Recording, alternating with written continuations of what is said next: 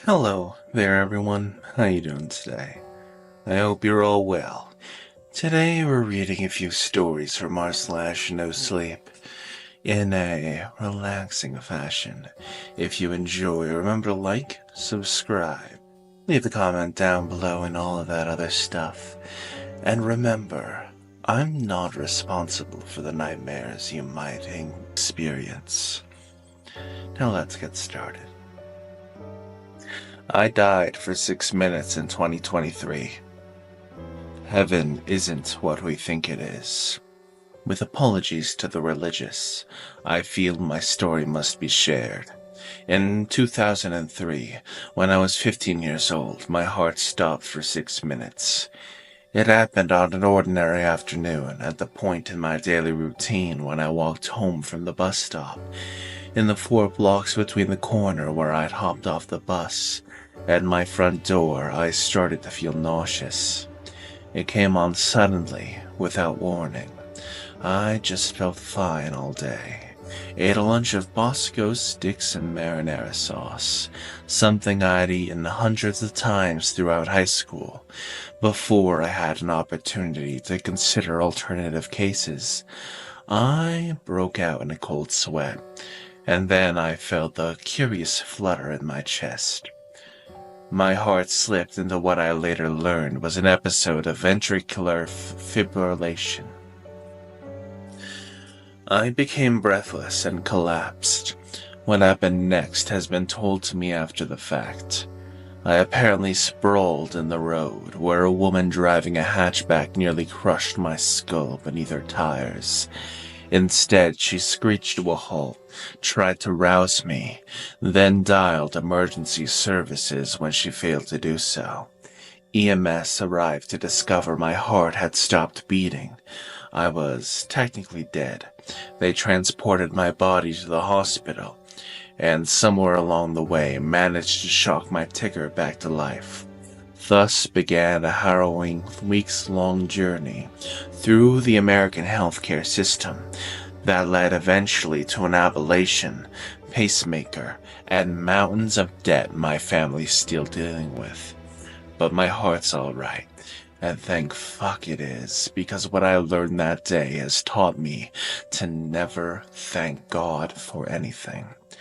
Because for those 6 minutes, as my lifeless body traveled across the city, accompanied by 2 paramedics working tirelessly to revive me, my soul transcended our world to visit the hereafter.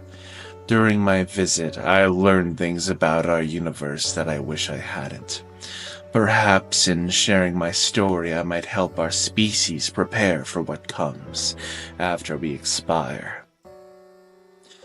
It began with light. Blinding, white, and pervasive.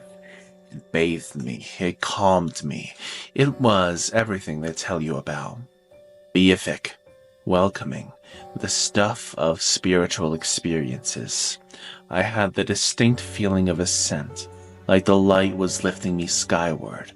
I passed through several sets of gates, which my dizzied consciousness hardly registered. Upon reflection, I don't believe they were physical in any sense, and yet I recall the feeling of admittance, as if they might have prevented me from rising had they remained closed. In any event, I arrived in a place without dimension, a place beyond reality. It only made sense while I occupied it. I don't believe in a corporeal being can make sense of the astral plane.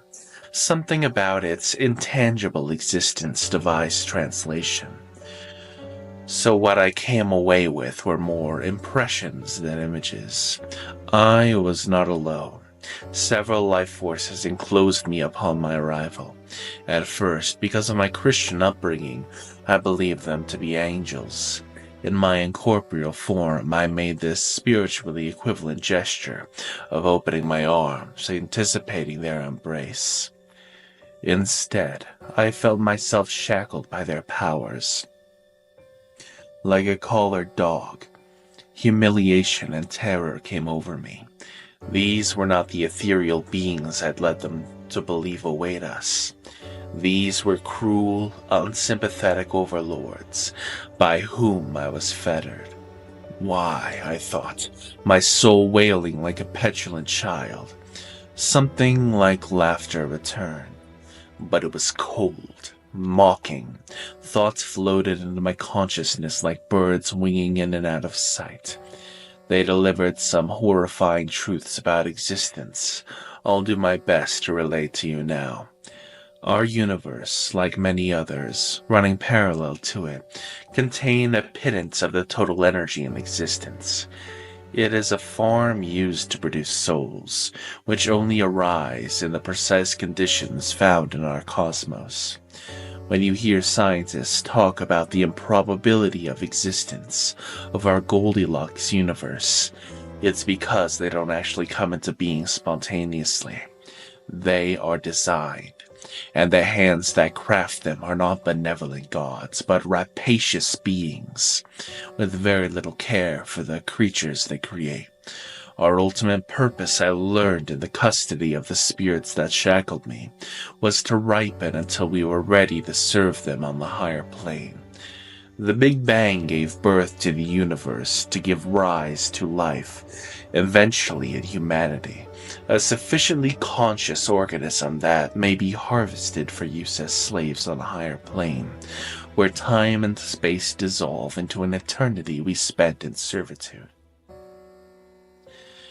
6 minutes in, heaven felt like a lifetime, which I spent amusing what I perceived to be a childlike spirit with a penchant for psychologically distressing manipulation. It batted me around like a cat with a caught mouse, reveling in the pain it produced. Physical discomforts we imagine hell inflicting upon us, pale in comparison to the torture of soul pain. Loss of a loved one comes closest, that piercing, emotional damage resulting from trauma. When it became clear my time had not yet expired on Earth and I was to return, I was told not to reveal their existence to the rest of my kind. My reward, they communicated to me, would be a marginally improved station among the slave population. Alternatively, if I managed to convince others of their existence, new horrors would await me when I returned. I can't imagine anything worse than what I experienced, subsumed beneath an ineffable grief and torment. For weeks I tried to explain to anyone who would listen what I experienced. Everyone told me I'd suffered a very serious and traumatic experience for a young man, that the event left scars on my psyche as well as my heart. I eventually gave up trying to convince them. I slowly began to convince myself that what they told me was true, that I'd simply imagined it, a death dream as it were, the mind reckoning with its own imminent demise, trying to make sense of the experience. Then I met someone who claimed to have met God. This was a few years later when the author of a non-fiction book recounting their near-death experience was visited in my hometown. I will not reveal the author's name as I don't want to invite a lawsuit, which I'm sure he'd launch against me if he read that I'd besmirched him. I attended a reading and afterward confronted him about his tale. I looked him in the eye and asked if he really met God, something I'm sure he's dealt with hundreds of times. He smiled and nodded, assuring me that yes, God is real and is filled with love. On a lark, I decided to tell him that I knew the truth, and slavery awaits us all. A flicker in his gaze betrayed his knowledge of the fact. He really had died and visited the afterlife, but lied about it in his book. Because he knew the truth of heaven, the horrible place our souls are bound for.